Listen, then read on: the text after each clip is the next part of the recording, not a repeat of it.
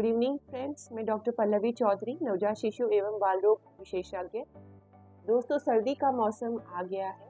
हर दूसरे बच्चे को ओपीडी में सर्दी और जुकाम है। तो पेरेंट्स का यह आम सवाल रहता है कि क्या मेरे बच्चे को निमोनिया तो नहीं।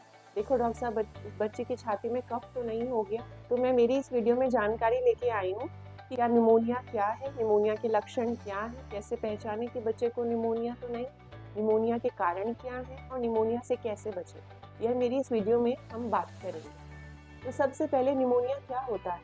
निमोनिया फेफड़ों का तीव्र संक्रमण होता है, यानी acute infection of lung parenchyma.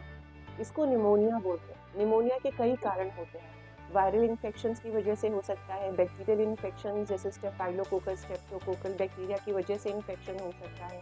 कुछ एटिपिकल निमोनियाज भी होते हैं, केमिकल निमोनिया भी होता है, जिसमें बच्चे ने कुछ केमिकल पी लिया जैसे कि केरोसिन ऑयल, तो उसकी वजह से भी निमोनिया बन सकता है। तो निमोनिया के कई कारण होते हैं, लेकिन प्रमुख कारण निमोनिया का संक्रमण यानी इन्फेक्शन ही होता है। तो हम कैसे पहचाने कि बच्चे को निमोनिया तो नहीं। निमोनिया के कुछ लक्षण होते हैं जिससे पता चलता है कि बच्चे को निमोनिया है। सर्दी जुकाम के साथ निमोनिया में आमतौर पर बच्चे को तेज बुखार रहता है और सांस लेने में दिक्कत होती है। सांस लेने में दिक्कत किस तरह से पता चलती है। बच्चा तेजी से सांस लेता है और अगर आप उसके कपड़े उठा के देखेंगे तो बच्चा जब सांस लेगा तो छाती में गड्ढे पड़ेंगे, जिसको बोलते हैं चेस्ट इन ड्रॉइंग। अब कैसे पहचाने कि बच्चा तेजी से सांस ले रहा है। तो हम बच्चे की जो सांस, 1 मिनट में बच्चा कितनी बार सांस ले रहा है इसको हम गिनेंगे। हम सबके फ़ोन में एक स्टॉप वॉच का ऑप्शन होता है, तो उसे हम कैलकुलेट कर सकते हैं या नाप सकते हैं कि बच्चा 1 मिनट में कितनी बार सांस ले रहा है। अगर बच्चा 1 महीने से छोटा है और 60 बार से ज़्यादा सांस ले रहा है, बच्चा 2 महीने से 1 साल तक का है और 1 मिनट में 50 बार से ज़्यादा सांस ले रहा है, 1 साल से 5 साल तक का बच्चा अगर 1 मिनट में 40 बार से ज़्यादा सांस ले रहा है और 5 साल से बड़ा बच्चा अगर 1 मिनट में 30 बार से ज़्यादा सांस ले रहा है, तो यह निमोनिया की डेफिनेशन में आता है।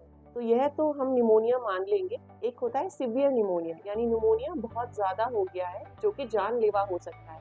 उसके लक्षण क्या होते हैं। अगर बच्चा दूध पीना छोड़ दे, बच्चा खाना पीना छोड़ दे, बच्चा सुस्त पड़ जाए, बच्चा बेहोश हो जाए, बच्चे के होंठ या हाथ पैर नीले पड़ जाए और बच्चे को लगातार उल्टियाँ होने लग जाएं, या कभी कभी तेज़ निमोनिया में सांस की दिक्कत के साथ बच्चे को दौरा भी आ सकता है। तो अगर इस तरह के लक्षण आ रहे हैं या सांस लेते टाइम बहुत तेज़ आवाज़ आ रही है और बच्चा एकदम बहुत तेज़ी से सांस ले रहा है, तो वो भी वेरी सीवियर निमोनिया में ही आता है। मैं बात करूँगी कि हम निमोनिया से कैसे बचें।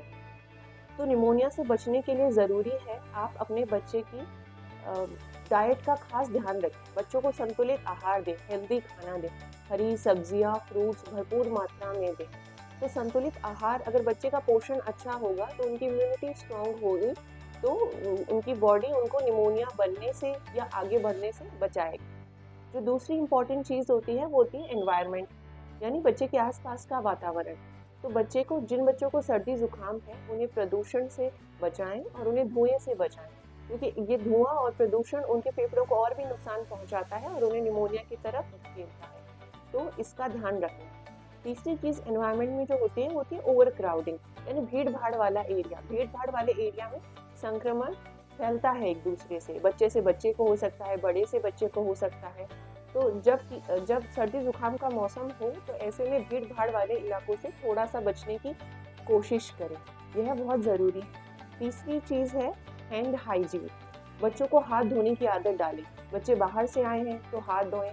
बच्चे ने खांसा है, छींका है अगर अपने हाथों में, तो तुरंत हाथ धोएं और खाना खाने से पहले हाथ धोने का खास ध्यान रखें।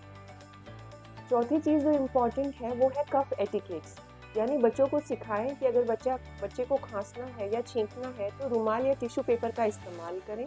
टिश्यू पेपर को तुरंत डिस्कार्ड कर दें। अगर रुमाल और टिश्यू पेपर नहीं है बच्चे के पास तो छींकते टाइम या खांसते टाइम अपनी कोहनी के अंदर खांसें, क्योंकि अगर अपने हाथों में खांसेंगे तो बहुत हाई चांस है कि वो उन बैक्टीरियाज और वायरसेस को अंदर ले जाएंगे। तो कोहनी का इस्तेमाल करें। बाकी जब भी बच्चे को सर्दी और जुकाम हो तो कोशिश करें कि उनके पास एक हैंकी हमेशा रहे, वो उन्हें आप साथ में दें। तो कफ एटिकेट्स का ध्यान रखना बहुत ज़रूरी है। और अगर बहुत ज़्यादा सर्दी जुकाम आपको है या आपके बच्चे को है और आपका बच्चा बड़ा है तो आप मास्क का इस्तेमाल कर सकते हैं, तो इससे एक दूसरे को इन्फेक्शन नहीं फैलेगा। जो एक और महत्वपूर्ण चीज़ है वो है स्तनपान, ऐसा देखते हैं जो बच्चे 6 महीने तक सिर्फ माँ का दूध पीते हैं और 2 साल तक माँ का दूध पीते हैं, उन बच्चों में निमोनिया बहुत कम होता है बजाय उन बच्चों के जो टॉप फीड या ऊपर का दूध पीते हैं। तो ब्रेस्ट फीडिंग निमोनिया से बचाता है। और एक महत्वपूर्ण चीज़ जो है वो है वैक्सीनेशन यानी टीकाकरण। जो हमारे सरकारी टीकाकरण में या जो इंडियन अकेडमी ऑफ पीडियाट्रिक्स के टीकाकरण का शेड्यूल है, उसमें 1.5 महीने, 2.5 महीने, 3.5 महीने पे जो टीकाकरण लगता है, निमोकोकल वैक्सीन और हीमोफिलस इन्फ्लुएंजा वाली, हिप वाली, तो ये जो वैक्सीन्स होती हैं ये निमोनिया से बचाती हैं। जो 9 महीने पे मीजल्स होता है, 9 महीने पे मीजल्स का टीका लगता है, वो भी जब किसी मरीज को मीजल्स हो तो निमोनिया का रिस्क बहुत ज़्यादा होता है, तो मीजल्स का टीकाकरण भी ज़रूरी है कि वेरी सीवियर निमोनिया नहीं हो। एक फ्लू वैक्सीन भी बहुत इंपॉर्टेंट पार्ट है टीकाकरण का। तो अगर आपका बच्चा 5 साल से छोटा है और फ्लू वैक्सीन नहीं लगी है तो उन्हें फ्लू वैक्सीन लगाएं। तो इस चीज़ का ध्यान रखना खास महत्वपूर्ण है। एक और महत्वपूर्ण चीज़, ड्रेस फॉर द वेदर, यानी जैसा मौसम है उसके अनुसार बच्चे को कपड़े पहनाएं। अगर सर्दी है, ठंड है, तो बच्चे को प्रॉपर लेयर्स पहनाएं। आइडियली बच्चे को एक लेयर बड़े से ज़्यादा पहनानी होती है, तो प्रॉपर वार्म कपड़े, कैप, सॉक्स पहना के रखें ताकि वो ठंडी हवा को एक्सपोज नहीं हो। तो ड्रेस फॉर द वेदर यानी मौसम के अनुसार जो कपड़े होने चाहिए वो आपके कंप्लीट होने चाहिए। और एक सबसे महत्वपूर्ण बात, प्लीज़ सेल्फ मेडिकेशन से बचें। खुद ही बच्चों को घर पे दवाई देने ना दें, क्योंकि आपको नहीं पता कि आपके बच्चे को साधारण सर्दी जुकाम है या निमोनिया है, उसके छाती में कितना कंजेशन है, क्या फेफड़े संक्रमित हैं कि नहीं है। तो घर पे दवाई ना दें। अगर बच्चे को दिक्कत हो रही है, सर्दी जुकाम के साथ सांस लेने में दिक्कत हो रही है, तो प्लीज़ अपने नज़दीकी स्वास्थ्य केंद्र से बच्चों को चेक कराएं, क्योंकि शुरुआती इन्फेक्शन में अगर दवाई दी जाए तो इतनी समस्या नहीं होती है आगे। कई बार देखते हैं कि पेरेंट्स घर पे ही 3-4 दिन तक दवाइयाँ देते रहते हैं, तो इन्फेक्शन आगे बढ़ जाता है, फिर उसको कंट्रोल करने में मुश्किल होती है। अगर आपको मेरी वीडियो अच्छी लगी तो please like and subscribe my channel. मैं अपनी अगली वीडियो में बात करूँगी कि निमोनिया का इलाज क्या है, क्या ट्रीटमेंट अवेलेबल है ब्रीफ में। Thank you.